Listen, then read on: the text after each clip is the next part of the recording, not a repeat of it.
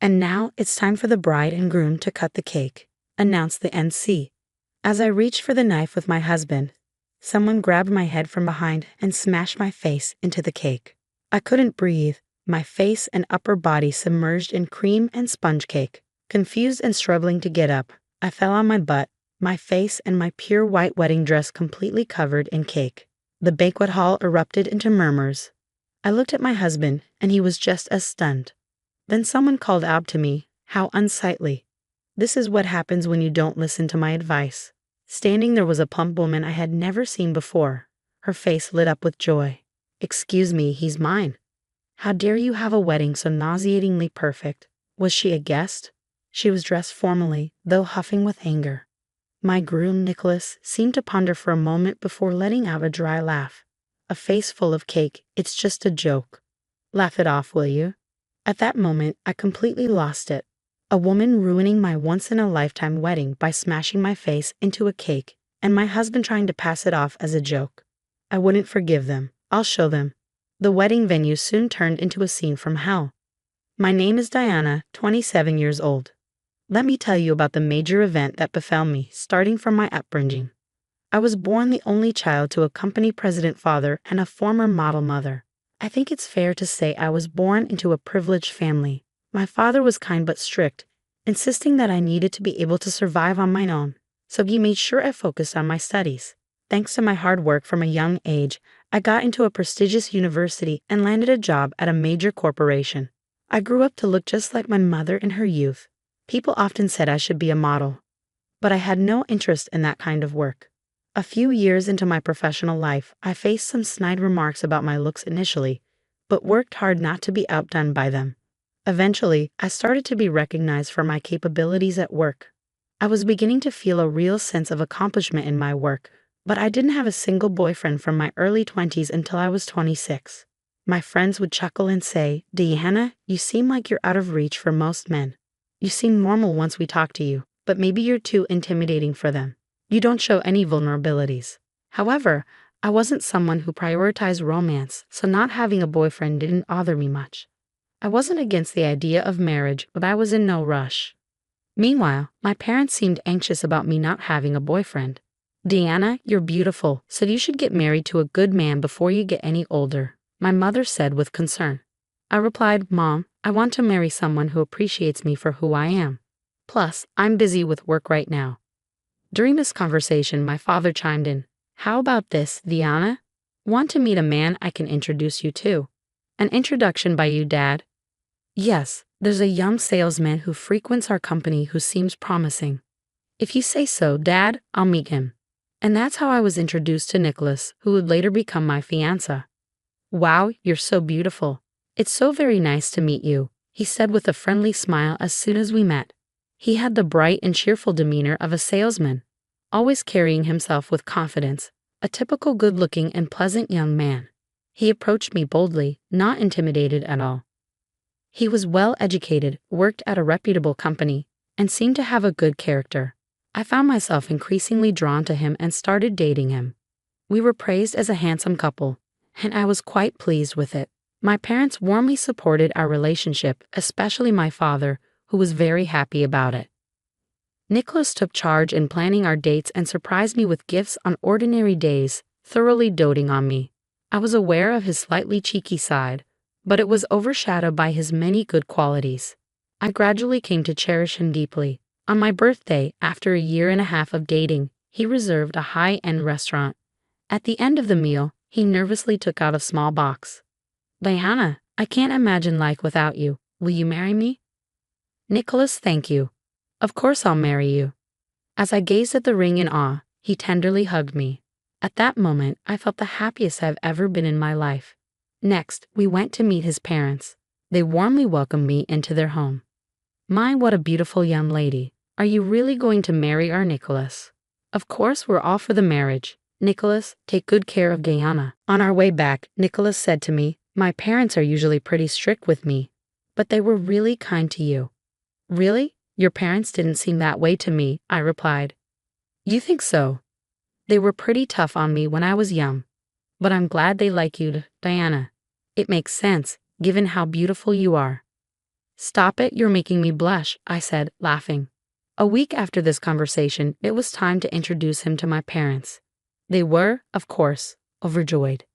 Diana, I was worried you were clueless about love, but you finally met your prince, my mother said, her eyes brimming with tears. My father added, Nicholas, if you marry Diana, I might even consider entrusting the company to you in the future. Really? Yes, I've heard you're competent at work, and I have high hopes for a promising young man like you. Surrounded by blessings and expectations for our future, our wedding was set. We decided to live together after the ceremony and began preparing for it. When we visited a newly built wedding venue, a wedding planner named Barbara greeted us. Diana and Nicholas, you're the perfect couple we're looking for.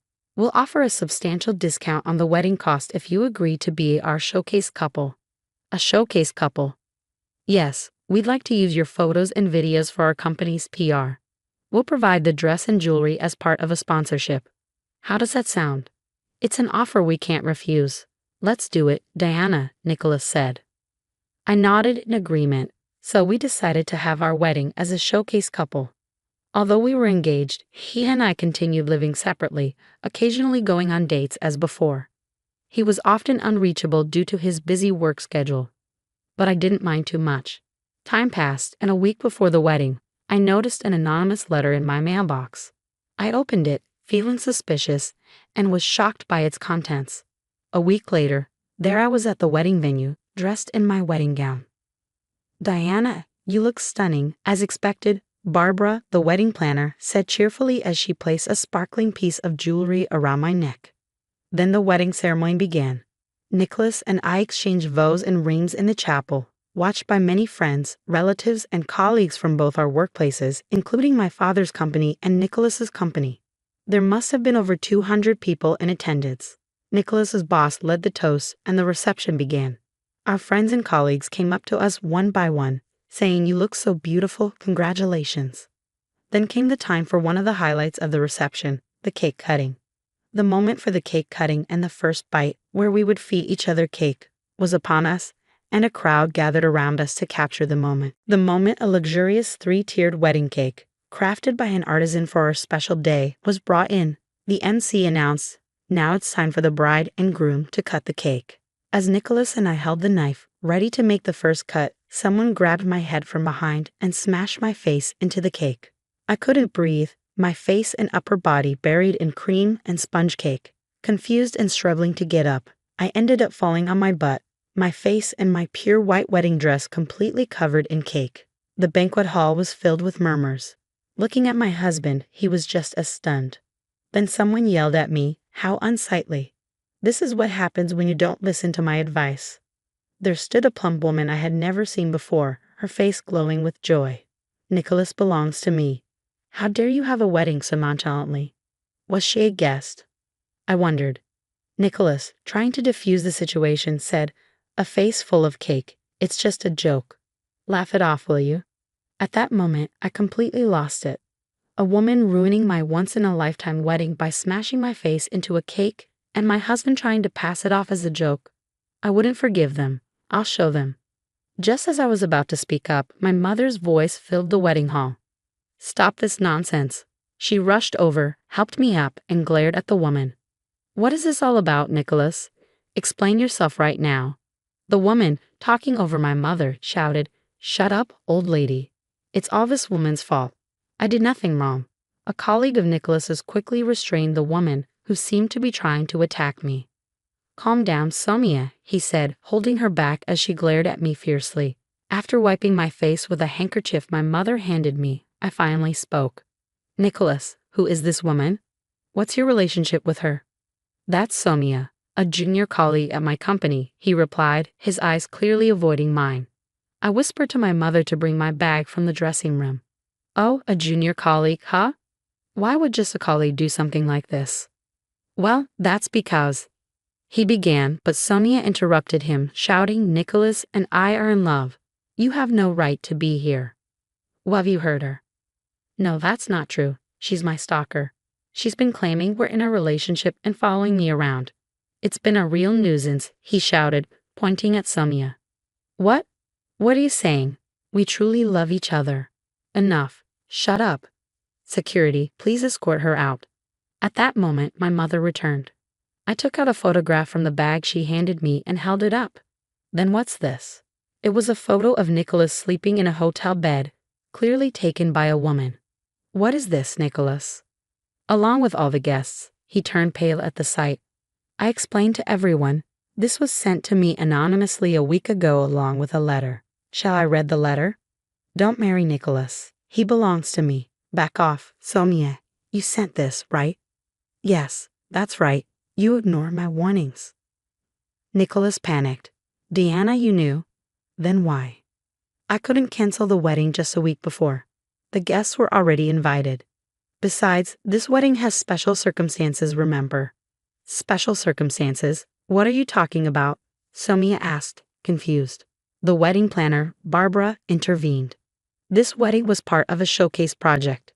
We were going to use the footage for the venue's PR, with everything from attire to the planning sponsored by various companies. A showcase? Sponsored? Sonia's eyes widened in shock. The room fell silent as the gravity of the situation sunk in. The once joyous occasion now marred by betrayal and deception. Sonia still didn't understand, and Barbara finally snapped. Do you have any idea how many companies and staff were involved for this day? You've ruined it all, so be prepared for the consequences. Do you know how much this is going to cost in damages? Damages? Sonia repeated, her face turning pale. A man then removed the jewelry from my neck, saying, "This jewelry was loaned to us by our company. It seems to have been scratched during the commotion earlier. It's worth $100,000 and now it's damaged." $100,000? Of course, you'll be compensating for this, right? Sonia turned pale and dashed toward the exit, but was quickly restrained by security. I watched this unfold and then turned to Nicholas. Now it's your turn. Are you ready to face the consequences? Diana, I did have an affair, but it was just a moment of weakness, Nicholas stammered, his face white as a sheet. Why would you cheat on me with someone like that? Well, Diana, you're beautiful and perfect. It's like eating gourmet meals every day and suddenly wanting a hamburger. It was something like that. What? Before I could raise my voice further, my father stepped forward in front of Nicholas. You scoundrel, how dare you do this to my daughter? My father, with bloodshot eyes, grabbed Nicholas by the collar and glared at him. Sir, you have no right to call me sir. I'm severing all business ties with your company. I never want to see your face again. A chorus of gasps came from Nicholas's colleagues. It seemed that my father's company had significant dealings with Nicholas's, so their reaction was expected. Nicholas, thrown to the ground by my father, was then punched squarely on the head by his father. Dad, what are you doing? Shut up. Apologize to Diana and everyone else now. Trembling at his father's voice, Nicholas knelt down, pleading for forgiveness. Diana, please forgive me. I'll break it off with that woman and promise to be a good husband. That's when I threw the cream-covered handkerchief at him. How dare you? I will never forgive you. Our engagement is obviously over. Prepare for hell. With my mother by my side, I left the venue and my father announced the cancellation of the wedding. Later, Nicholas and I broke off our engagement and I received $30,000 in damages for his infidelity. Nicholas was, of course, responsible for paying the ruined wedding expenses. The venue pressed charges against Sonia and sought compensation for the damages, including the costs of the staff specially arranged for the dress and jewelry. Nicholas and Sonia were both demoted at their company and eventually resigned, unable to endure the scornful looks. Sonia ended up in significant debt, and Nicholas was disowned by his parents. I don't know what became of them, but they're likely living a miserable life. As for me, I managed to recover thanks to the encouragement of my parents and kind colleagues and friends. A year after that hellish wedding, a male colleague who had always liked me confessed his feelings, and now we are dating. I'm determined to learn from this experience and live a life full of effort until I find true happiness someday.